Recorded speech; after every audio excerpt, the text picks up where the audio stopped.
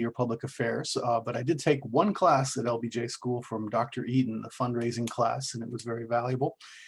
And my wife is actually a graduate of the program and is working with the Department of the State Department of, I'm sorry, the HHSC with mental health policy. And so I'm very, very familiar with the rigor of the program and the kind of work that's done here.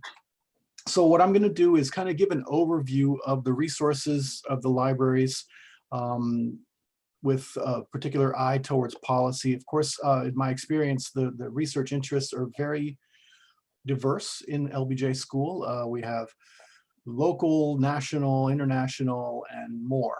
So, I won't be able to capture everything that might be relevant to your needs, but hopefully it'll give you an idea of how to find information from our website and what's available and what you can do to get more information.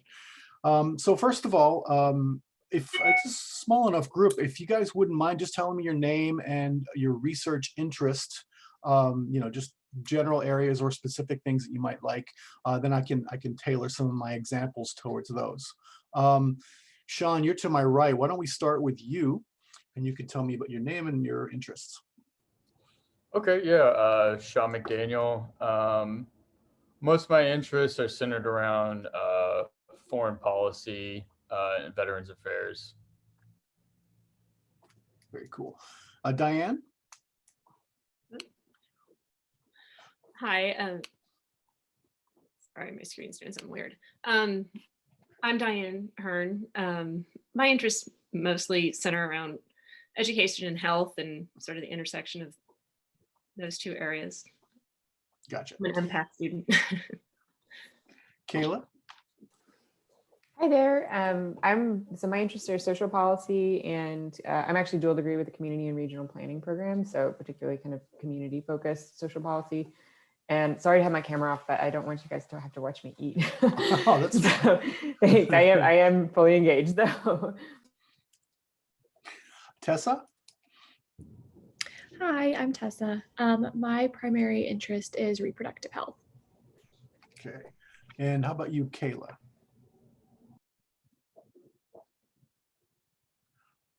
Maybe she can't hear me. How about Jean? Hi. So nicely to listen to my name pronounced in the right way. My name is John, and I'm interested in LGBT and gender studies. Okay. Let's see. Archana Shri?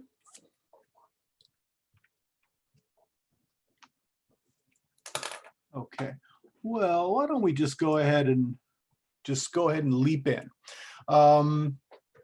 So I'm going to be sharing my screen. I'm doing most of the presentation there. I'll monitor the chat as well, but feel free to interrupt at any time if anything is, unclear. You want me to you have any questions at that moment, please feel free to ask. I keep things loose and improvisatory, so I welcome any input throughout the presentation. All right, so I'm going to be sharing my screen. And can everyone see my screen now? Okay, so the main thing the first place you'll go to access our services is the UT Library website. A lot of our services, especially now during this lockdown, you'll be able to avail yourself to our electronic resources, journals, books, streaming audio and video, newspapers. All that information will be available through this page.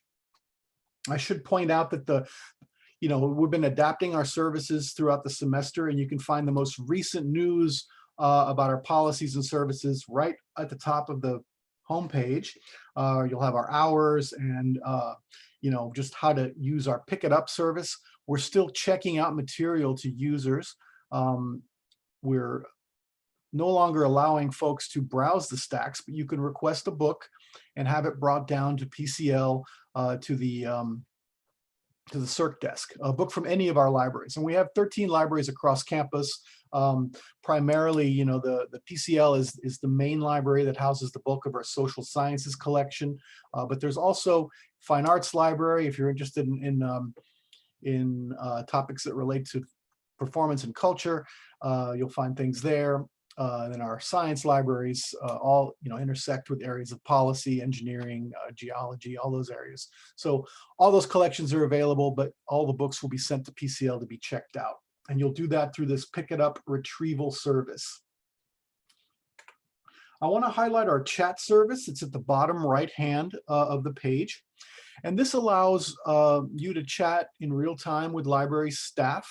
It's particularly useful if you have an access problem. So you're clicking on a link to a title of an article from the journal Foreign Affairs. You click on it, it's not working.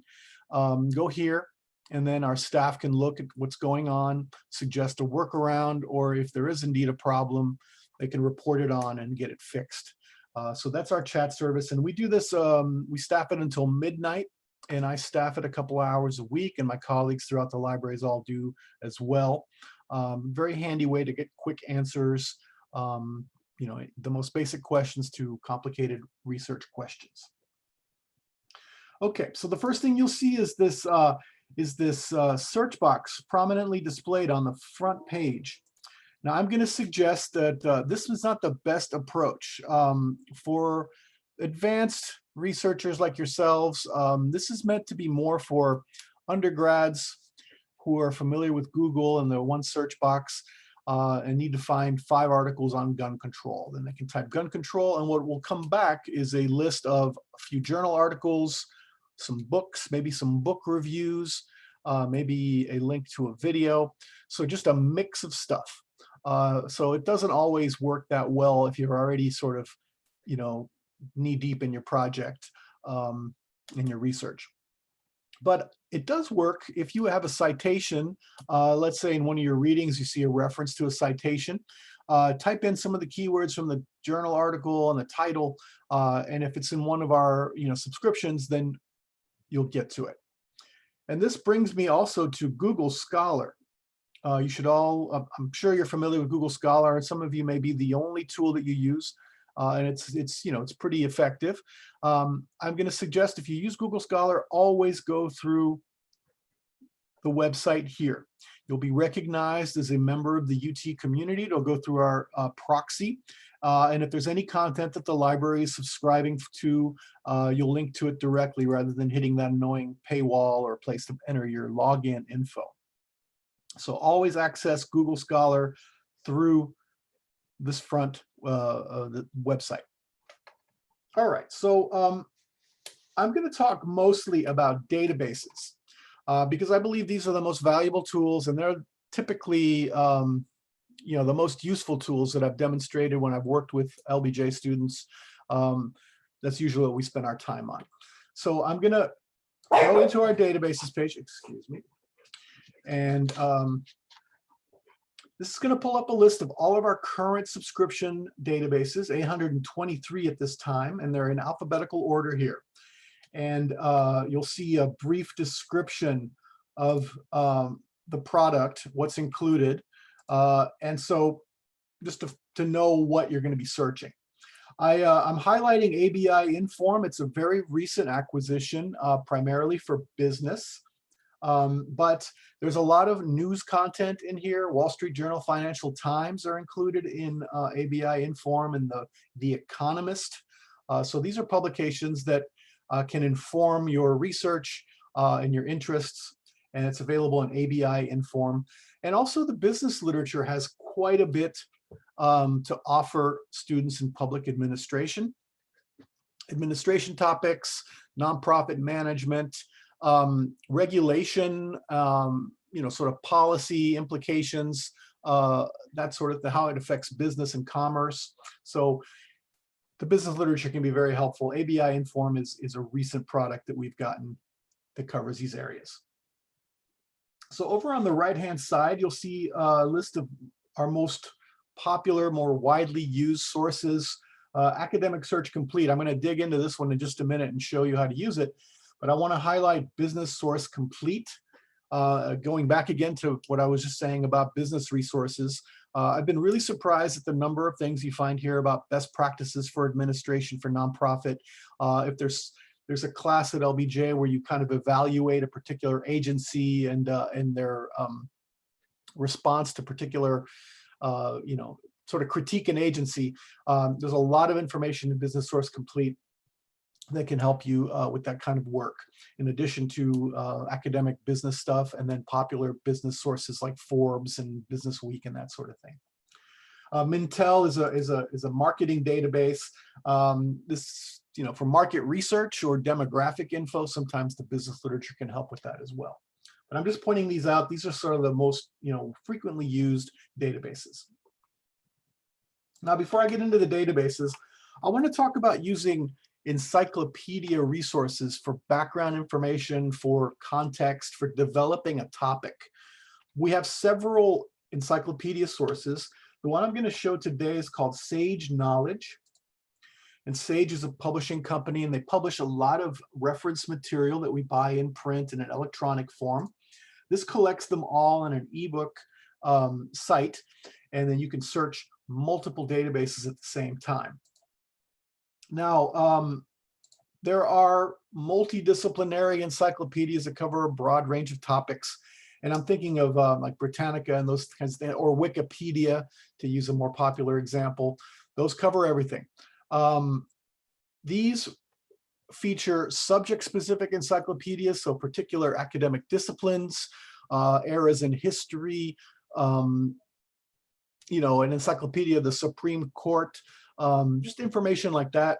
So you can find a really good, concise entry on your topic, get a definition of key terms.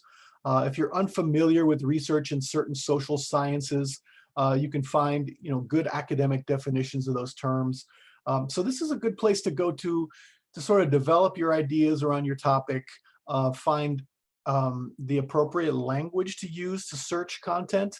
Encyclopedias give you a lot of detail and names of people, dates, chronologies, that sort of thing. But the keywords are really where the gold, the important for research. And Sage has a lot of really good stuff related to policy and political science. It includes a lot of the CQ, Congressional Quarterly publications. So here you can find good definitions. And if I want to find, let's say, information about net neutrality,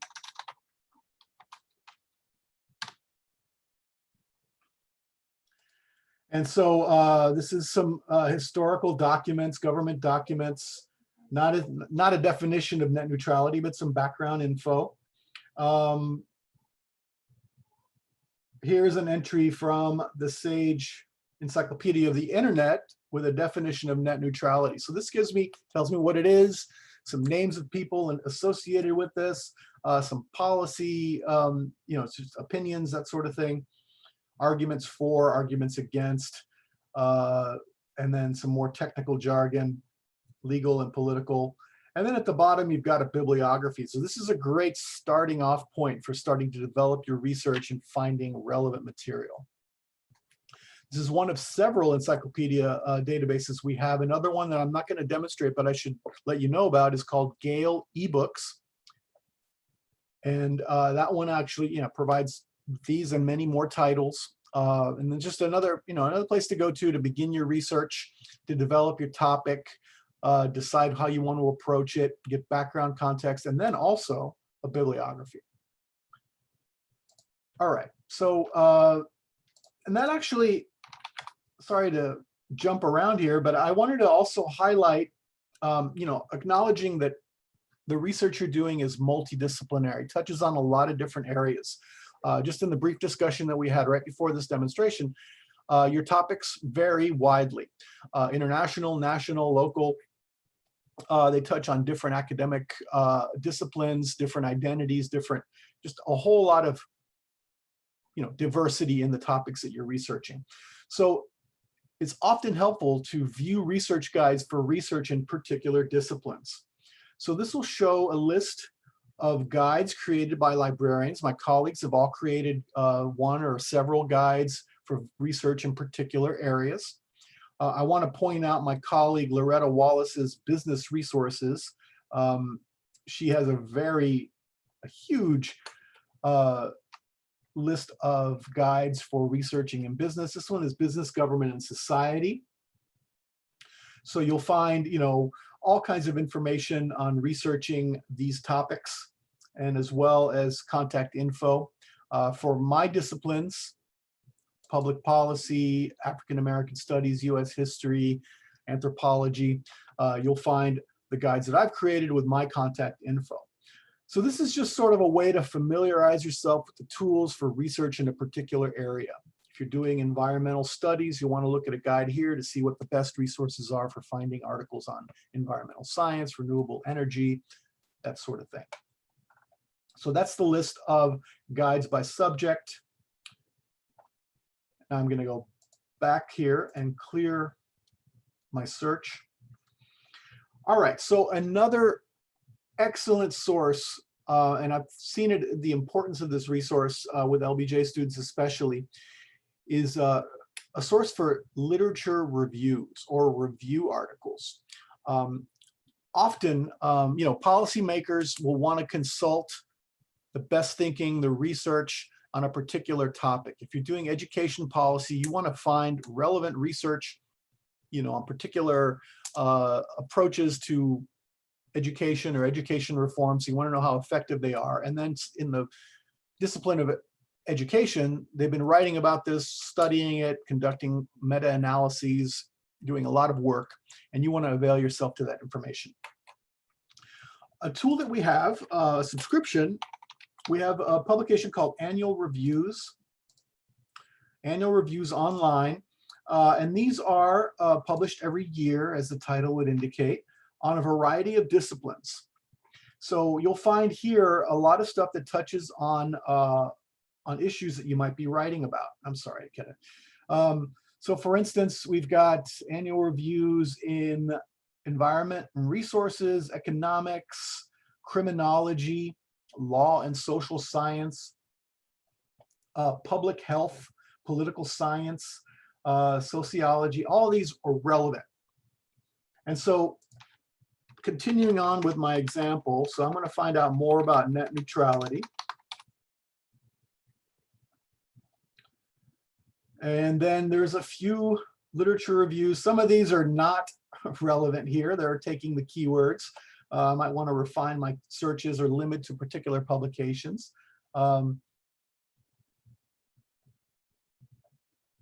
Yeah, maybe not the best terms. So net zero global building sector, I'm not really sure what this is all about, but the idea here is that these are review articles that synthesize the available literature. So they show you trends, they show you chronologies and thinking about particular topics, where debates happen, divergences of opinions. They take a lot of different articles and then synthesize them. So the articles in annual reviews are written by prominent scholars. And not every year, the same topic is not written about every year, but you'll find, 5 years, there'll be an article on a topic, and that'll sort of cover all of the research over time on that topic. Annual Reviews has a really nice interface that allows you to very easily view the bibliographies and then, literature cited, and then quickly access that content. So really amazing.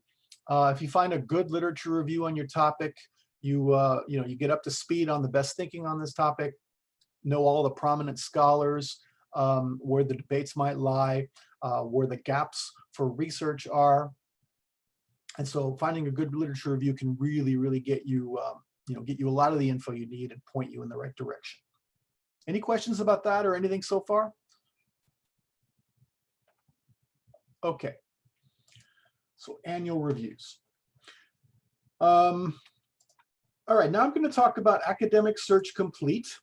And this is a database that we typically recommend for undergrads. It's the database we use to introduce the concept of library databases to undergrad students for a couple of reasons. It's multidisciplinary, so you'll have a lot of different disciplines covered. So you'll have, related to your interest, you'll have gender studies, you'll have economics, you'll have political science, and more. And it also has both popular and scholarly sources. So you'll have academic journals, but you'll also have popular magazines like foreign affairs, or People magazine or things like that. Maybe not as relevant and useful, but you'll have all of that mixed here. So it's a good place to go to understand your topic further, to know what areas, what kinds of scholars are writing on this topic. Sometimes you may be surprised to learn that a topic you thought was chiefly social work is being covered by urban planners. And so you'll find some urban planning or some legal journals. So it's a good way to sort of understand the landscape and where your topic fits in that landscape.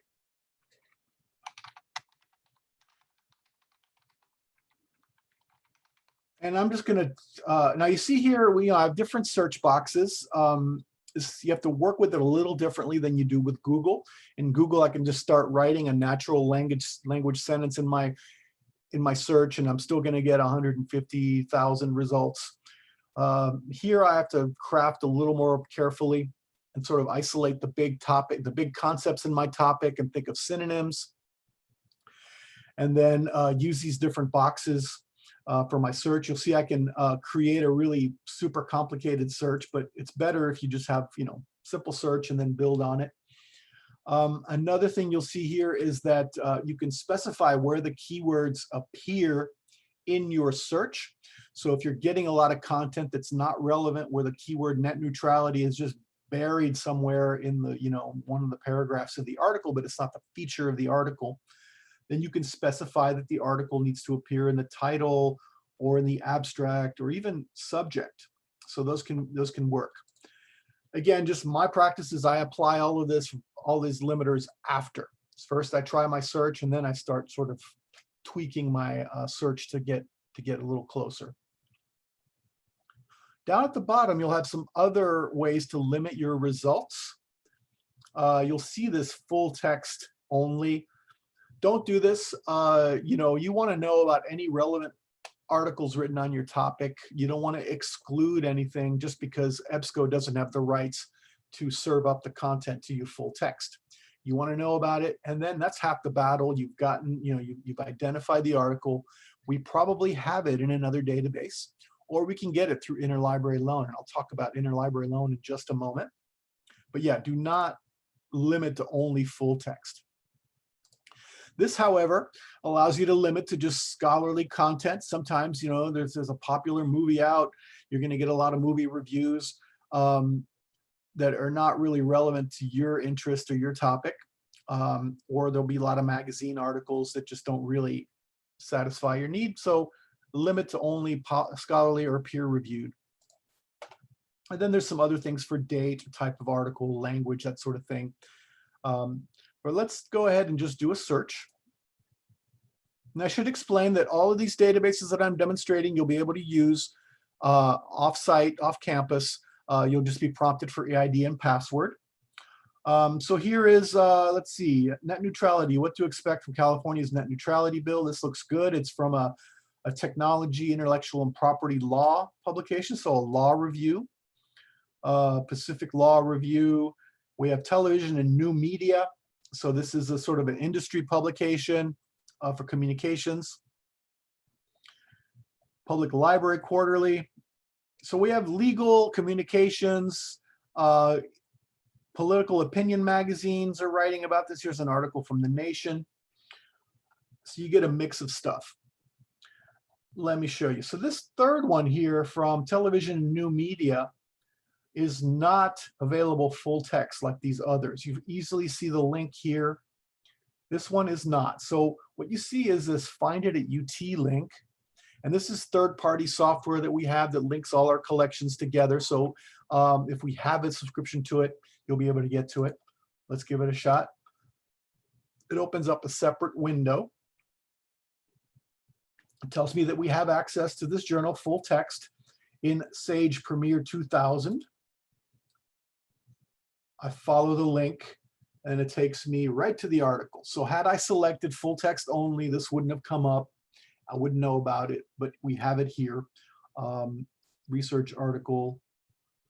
And always take a look at the keywords. This is the language, that you'll be refining and then trying different searches to hone in on specific things or look more broadly. So always keep an eye on this language, and I recommend even keeping a little research log, keeping either a notepad next to your computer or something on your desktop to write down keywords associated with your topic and sort of how they work. All right, so a couple of other things now working with these results. Now, EBSCO is a database company. We get a lot of products from them. Right now, we're only searching Academic Search Complete. So this is looking at a broad range of disciplines and looking at some magazines and looking at some academic journals. EBSCO also has several other products that are relevant. Econ Lit, which is a great economics database. So if you're looking at economic impact of net neutrality, you might search there. Now, here's the distinction, why you shouldn't rely on only one database. This is looking at maybe, let's say, 60 economics journals, but it's also looking at communications, and it's also looking at business, and it's also looking at policy. Now, if I look at Econ Lit, it's only looking at economics journals, but many, many more. So you're looking at a bigger array of journals in a particular discipline. All right, so practical things. These databases work really well with Google Drive. So if you use Google Drive, you can start just sending things to your, well, I shouldn't do that. You could start adding things to your Google Drive to look at later. They also have a folder structure in the database that you can use. But I should tell you, if I start adding items to my folder and I close this window, I'm not signed in, so it won't save that information. So if you find yourself using EBSCO products, you might consider creating an account. It doesn't have to be anything, the password doesn't have to be too fancy. I don't think anyone's going to sabotage. I mean, I don't know, I shouldn't say that, but you don't have to, be too careful about creating a password, password one, whatever you want to use, I think will be fine. This will allow you to keep items here and then organize them and access them later and pick out the best evidence for your arguments. You can also print an email to a colleague. This is great if you're working with group projects and you find an item that would interest the group or someone else, one of your colleagues, you can send it there. This cite function will generate citations in various citation styles. So here it is cited in APA style. You can copy and paste it into your bibliography. It also has all the other major styles. Very, very handy. This allows you to export the citation if you're using bibliographic management software. And that's another thing you should consider if you're writing on some of the same topics and you're drawing on some of the same literature. You can keep sort of an archive of your citations and add your own descriptive notes and evaluative criteria and information, as well as links to the PDF and that sort of thing. So consider bibliographic citation tools. Popular ones, EndNote is one that's very well received and well liked. My favorite, my recommendation is Zotero. Very easy, very easy to kind of get up and running with Zotero.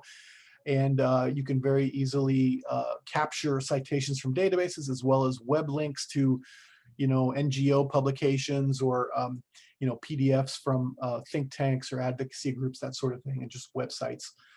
Zotero, and it's a Firefox extension. And so it's very easy to use. You can use it with Chrome and any other product that way. But this will allow you just to very easily export the citation and choose which fields you want to export into the database. All right, so Academic Search Complete, as I said, it's a good starting point to start building your literature search and understand where your research, where your topic is being researched, what big journals are, etc. And that makes me think, if I click on net neutrality, this article, you'll see that the names and everything else is hyperlinked. So I can even access the journal and have all the available issues here. I can search for any net neutrality or internet policy information in this journal and find it. Excuse me, I'm going to close my door.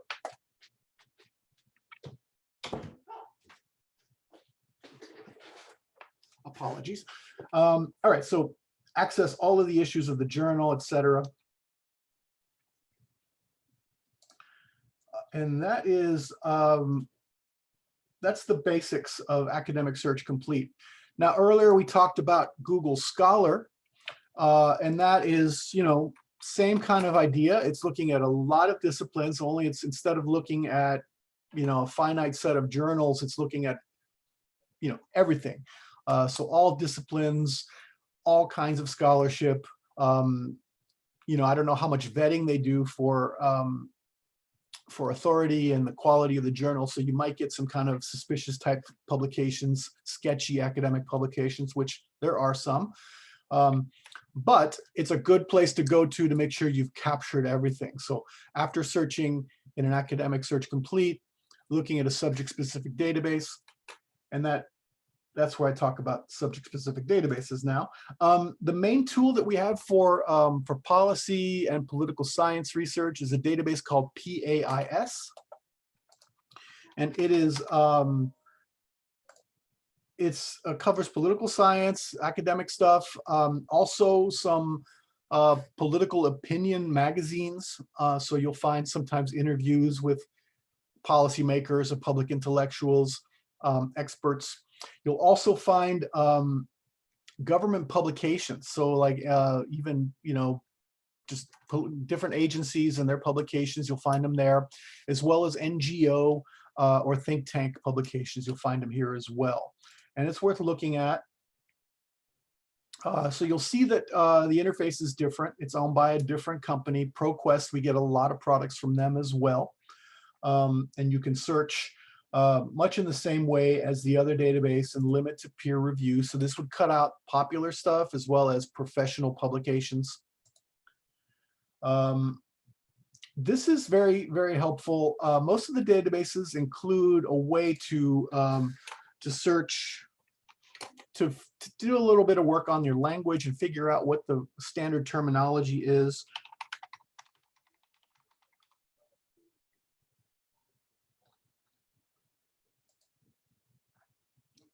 So net neutrality, very, very recent thing, hasn't made its way into a thesaurus. So just internet, there is no other term for internet to use. Internet regulation may be the way to go. But just so that you know, if you're not getting a lot of hits with certain terms, you can look in the thesauri in various databases and sort of see what the more standard terms are, or what some suggested different keywords to use.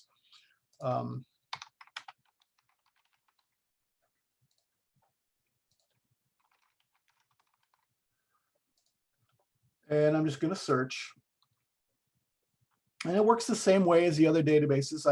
And it has the find it at UT function.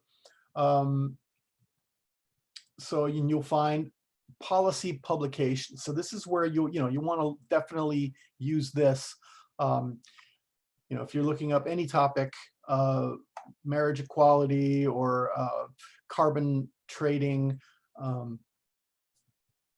telecommunications policy, all that stuff you'll find here. And you'll find, congressional research reports, CRS reports included in here as well, and lots more. And that's called PAIS. Okay.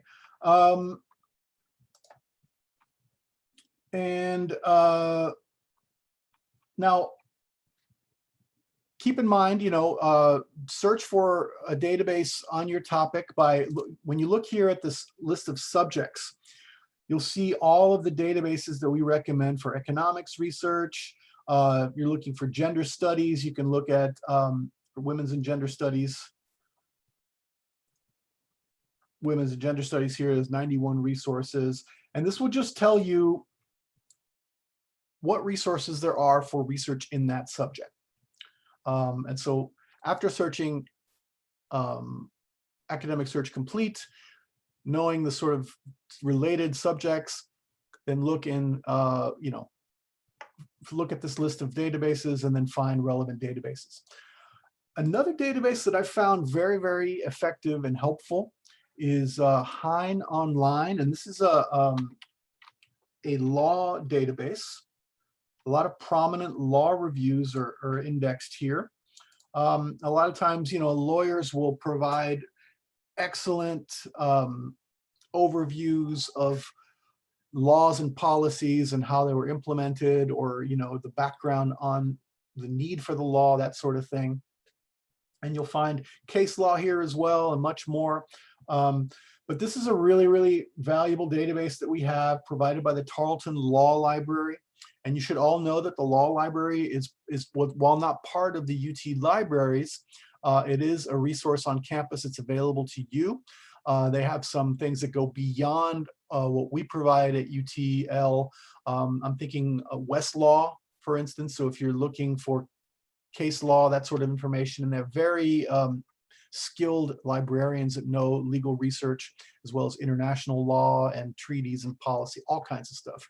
So that's the Law Library, the Tarleton Law Library. But this is available to us remotely, and we can search for articles here. But if I just wanted some information about Superfund and Texas, just do a basic search. And I could find, articles from various kinds of law publications, Texas bar journals, evaluations of policies, all kinds of stuff. And I've really been amazed at what I've been able to find on Hein Online. Okay, so I talked about databases by subject, also databases by type. So this is a way to, the type of information that's contained in the database. I showed you at the beginning our resources for encyclopedias. I showed one. This pulls up a list of 41 other databases for encyclopedia information, various kinds of information here. If you're doing a media topic, then you want to look here. Mass media or the net neutrality topic I might find in here better than in the Sage Knowledge. Another thing that I really, really like, and I want everyone to know about, is our newspaper collections. Now, this pulls up a list of 58 databases for news information. Quite a bit of stuff here. Primarily historical, I would say, as we can see here, these African-American newspapers. If you're a history buff, you can find some great primary source stuff here. I want to point out a few here. For those of you doing international policy, this is a great source for information about news and sort of analysis of events in the Middle Eastern world, including Iran and Turkey, so Arab and Persian and Turkish, and Israel as well. These are translations and sort of contextualization of world events, of reporting. Alt Press Watch is a really good source. It's alternative news weeklies like the Village Voice or the Austin Chronicle, that sort of thing. The Texas Observer is included here. So if you're following issues in the Texas legislature, Alt Press Watch has some good sort of alternative, progressive publications like that. So, going back to my topic of Superfund sites in Texas, I could find some articles that talk about, reporting going on in particular communities that are affected by Superfund sites, or, interviews with lawyers or advocacy groups, that sort of thing. Alt Press Watch has a sort of corollary here, Ethnic News Watch. This is ethnic newspapers from around the US, different ethnic communities like the Eritrean community in DC, Eritrean American, Honduran American in Dallas, that sort of thing. You'll find newspapers from those communities. Also, if you're interested in Native American issues, a lot of Native American publications from reservations are included here. Now, the two really big ones, and the ones that I would like everybody in LBJ school to know about, are Factiva and Nexus Uni, formerly called LexisNexis. These are really good news sources. Give us access to newspapers from around the world, but a lot of North American newspapers from big and small markets. You can search them all at once. Of course, there's a great deal of news information on the web, and if you're following current events, you can easily go to, you know, the Boston Globe or the New York Times or LA Times, all those sites, and get news information. But this collects them all at once. And a lot of times you'll see in the social sciences text analysis or content analysis, and they'll look for particular keywords and how they reflect views and opinions, how they're used in different papers from different parts of the country, that sort of thing. And they use tools like this to search. And this looks at a whole lot of newspapers. Dow Jones owns the Wall Street Journal, so you'll find a Wall Street Journal in addition to many, many other newspapers. For a moment, I want to take a look at this news pages here. So you'll see they do this feature where they group together today's Wall Street Journal, New York Times, Barron's, Forbes, Post, and this investor, whatever. You'll have access to all of the sections of the newspaper. I typically run out of my 10 free articles, you know, by Tuesday, maybe Monday afternoon, so I can go here and then catch up and get anything that I don't have. So this is just a real handy way to get access to today's news, or, you know, yesterday or last week, or 9 years worth of news, really. One point, these only provide the text. They license all the text, not images, and you don't get ads or anything. It's just the raw text from each article as it appeared in the paper. There's also a great deal of business information here too. So you can, you know, do research on a particular company. If you're interested in public-private partnerships, you can find information about industries and particular businesses here. Nexus Uni does some of the same stuff. It is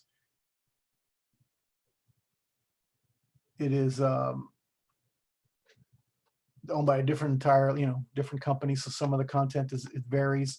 One really good thing about Nexus Uni and Factiva is they also have broadcast news transcripts. So if you hear an interview with an activist or a head of state or someone working for an advocacy group, you can very easily access that interview transcript and very easily cite it and use it in your work. Also, law reviews are included in Nexus Uni. Also, university publications. So if you're doing anything about campus debates, things that are going on campus, you can find university newspapers in Nexus Uni. So those are the two really big news databases. EBSCO does have a product that we get from them called Newspaper Source Plus that can be very handy for doing the same thing, but it's not going to look at as many newspapers. But if you're just trying to find something in one of the major US papers, then yeah, then Newspaper Source Plus. I want to mention slightly different news database, but everyone should know about this. It's called Press Reader.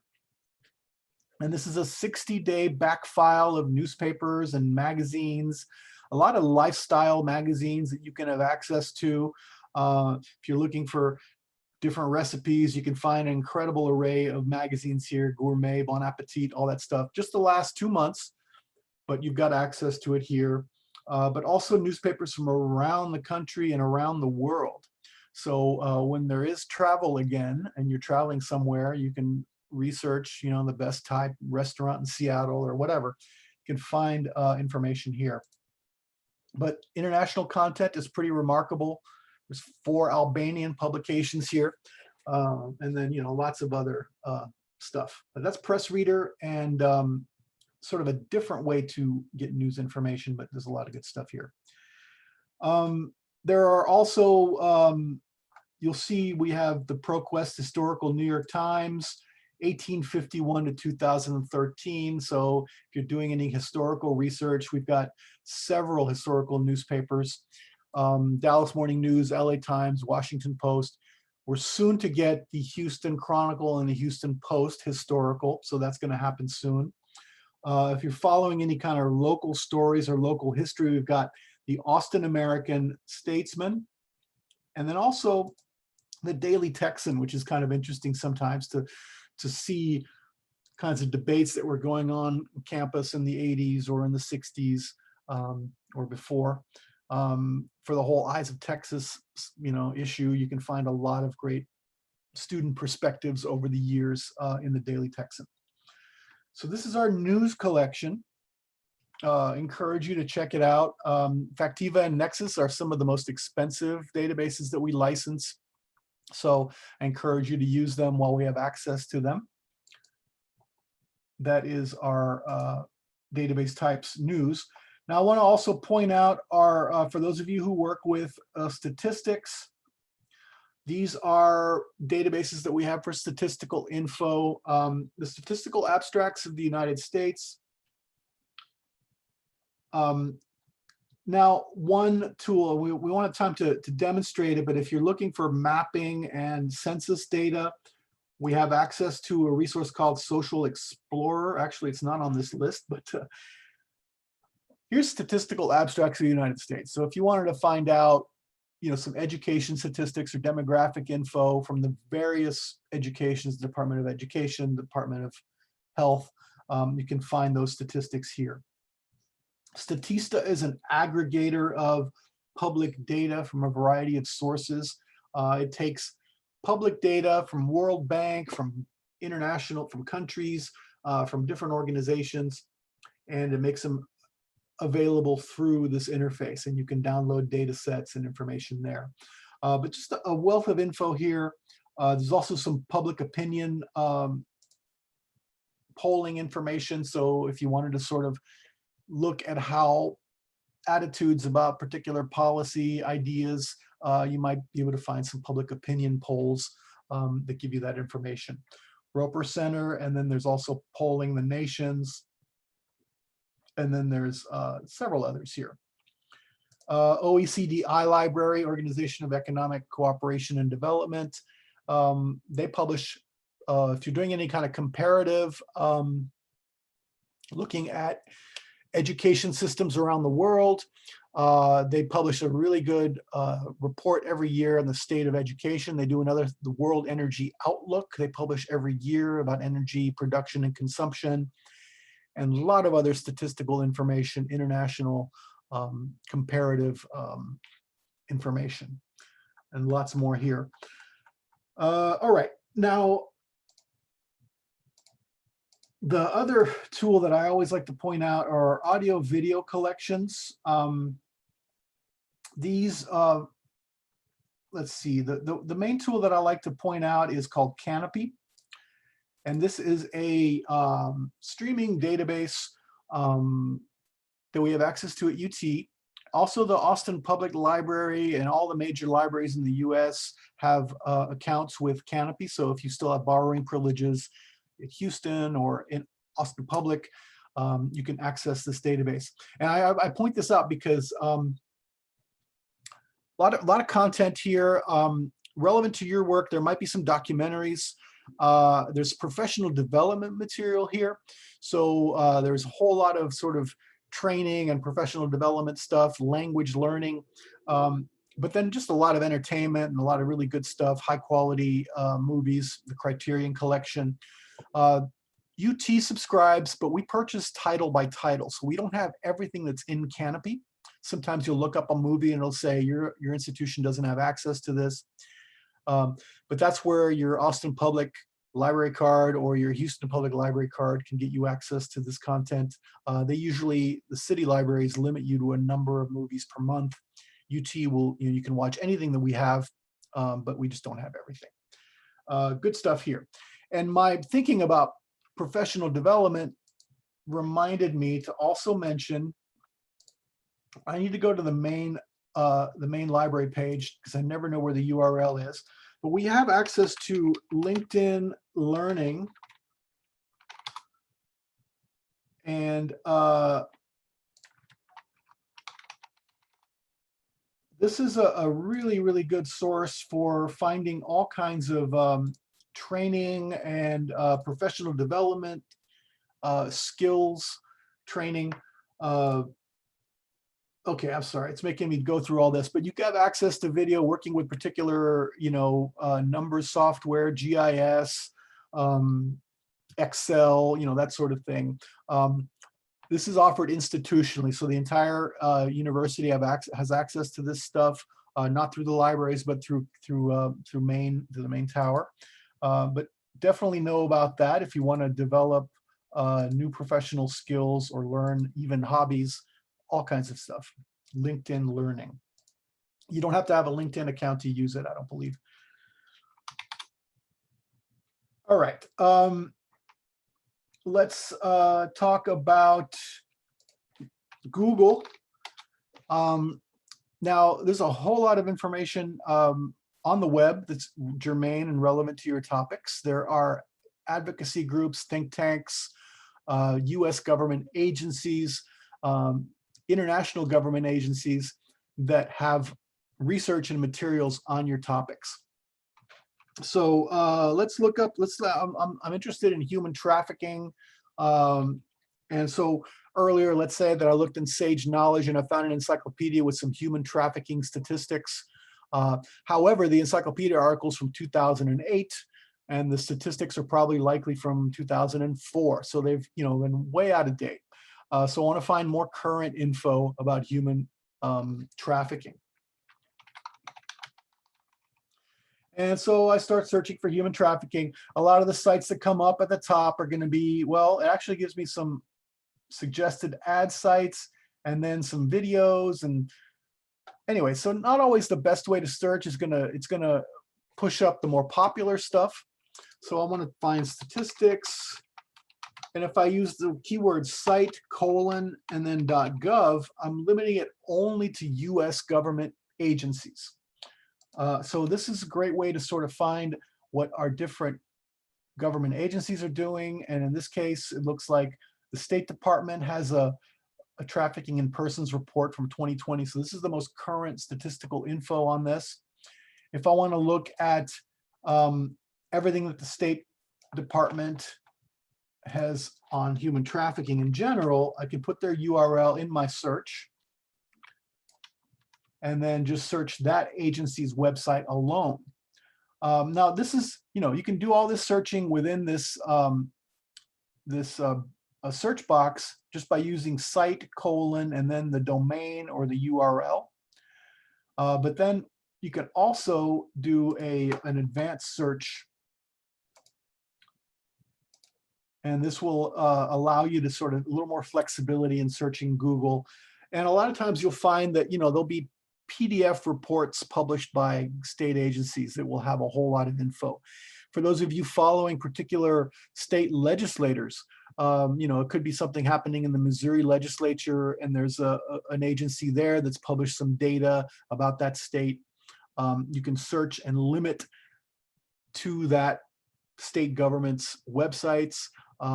Same with, sort of trade organizations that may be advocating for particular policy approaches. You can search their websites. This really is a handy way to limit your searching in Google and keep out all of the .com sites and to sort of, have an easier way to find the content. But I found this very useful. And international government varies widely. E-government resources vary from country to country. I was helping a student not too long ago tracking policy in Australia, in Hobart.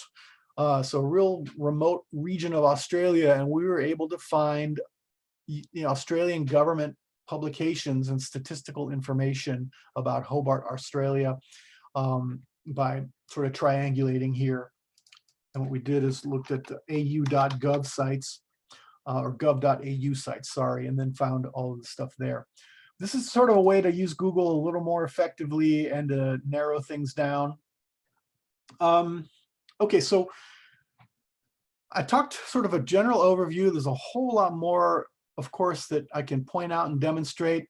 I want to point you guys to the guide that I've created for public affairs that will lead you to the resources that I demonstrated here. And then also with my contact info, very, very conveniently placed. So this guide will have the background info sources that I showed you, in addition to CQ Researcher, which is, actually, I should go ahead and mention this right off the bat. This is a really handy way to sort of track any kind of debate that's happening in Congress.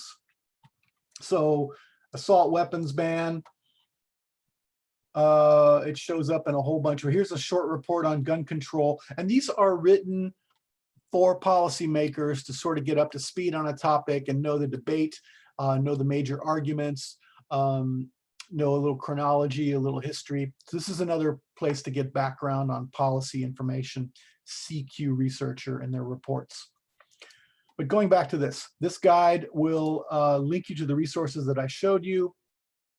You've got ways to access, to contact me. If you need individual assistance, want to meet, we can go over your topic. So shoot me an email here. So that covers most of the resources that I recommend, but there's always a lot more.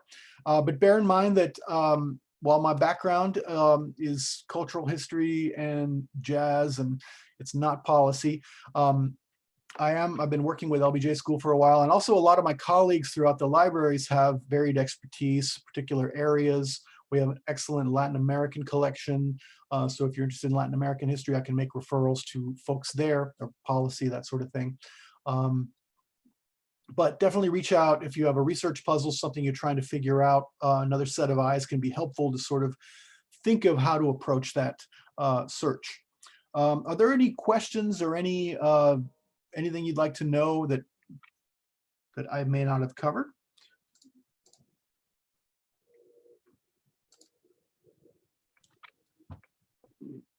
I would like to know if there's a way to kind of classify the authors. For example, I would like to specifically read from women or LGBT people or Black people. I listened that you kind of referred to some ethnic groups like Nicaraguan Americans and from like magazines from this kind of ethnic groups, but I would like to a specific kind of broke down the authors of what I'm reading to a specific identities.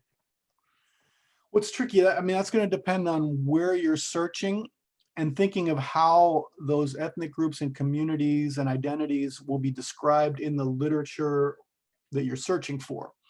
So for instance, if you're doing, research on African Americans and you're doing historical research, you're not going to use the word black people in the 1800s.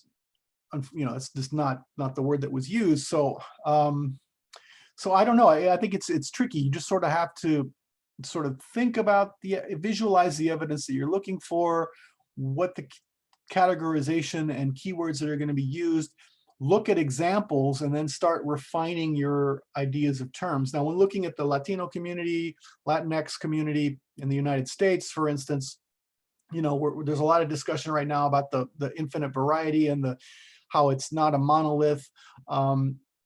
So maybe in your search, Latinx, and then put all of the other categories, Cuban, Colombian, Venezuelan, Puerto Rican, all as synonyms. But yeah, it's tricky. That's all developing and changing as we're moving along. And the best approach strategy is to just sort of look at examples of what, find something that aligns with what you're researching and look at the language there and try to replicate that and sort of modify it and adapt it as you run across more terms. But yeah, that's tricky.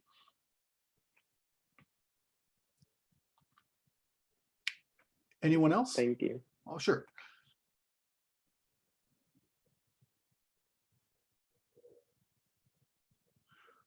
Well, so as I said, lots more to talk about, lots more detail to get into, but this is just a good overview. And what I found very helpful when I meet with students individually, I point out a few of these things, and then that seems to, especially annual reviews. I encourage everyone with every topic to find a review on something that aligns with your topic, and that way you can really understand any previous research that's done, and it's going to synthesize it.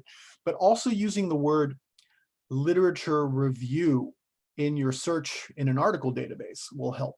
So for instance, in education, if you look at education sorts, or ERIC, which are great education databases, you might look at police officers in schools review or literature review, or SROs, I think they call them, student resource officers. You can look at all of the available literature, look at literature review, and then you'll see an article that looks at a whole lot of studies that looks at the efficacy of these kinds of programs in schools.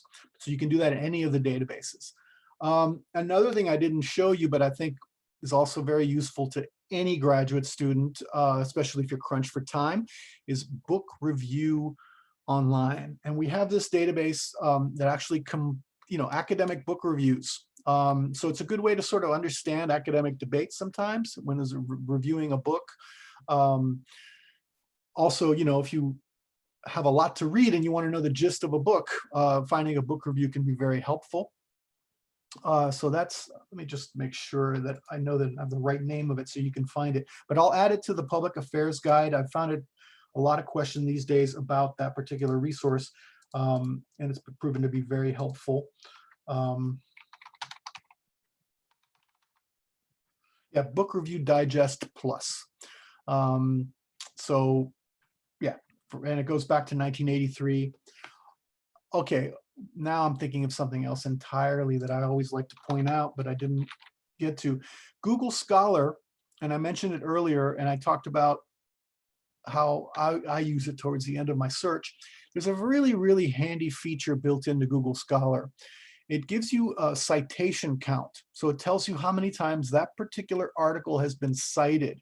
So this can be useful if you're critiquing and analyzing and synthesizing literature. It could be an additional sort of a criteria that you use to explain an article's place in the debate, in the discussion. Like this article written in 1995 has formed the foundation of our understanding of this topic. And you can see all of the research that's happened since then. Same with very controversial things. Like if you were to look at the bell curve, which is a very controversial think piece from the 90s about genetics and intelligence, you'll see the citation count for that will be 10, 20,000 articles, but most of those are going to be savage takedowns because everyone's been critiquing that article since its publication. So that's the idea. Not only does it track its influence, but also its debates, anything that, around that article. So Google Scholar does provide that. It's very handy. That's a feature that's also in an article database called Web of Science that we have, that, but it's not going to look at as many articles. But the citation count in Google Scholar can be a really good way to find related material, find more updated, or to gauge research influence. So that just came to me just now. Any other questions?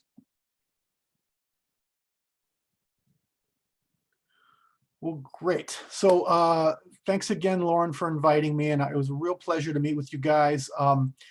Please reach out. I'm able to meet with students individually on Zoom. So if you have a specific question, we can tackle it that way, or sometimes it's very easy to resolve by email. So definitely reach out. Use the chat function also for access problems. Look on our website for any events that we're having. Sometimes we have speakers and events and things happening that may be relevant.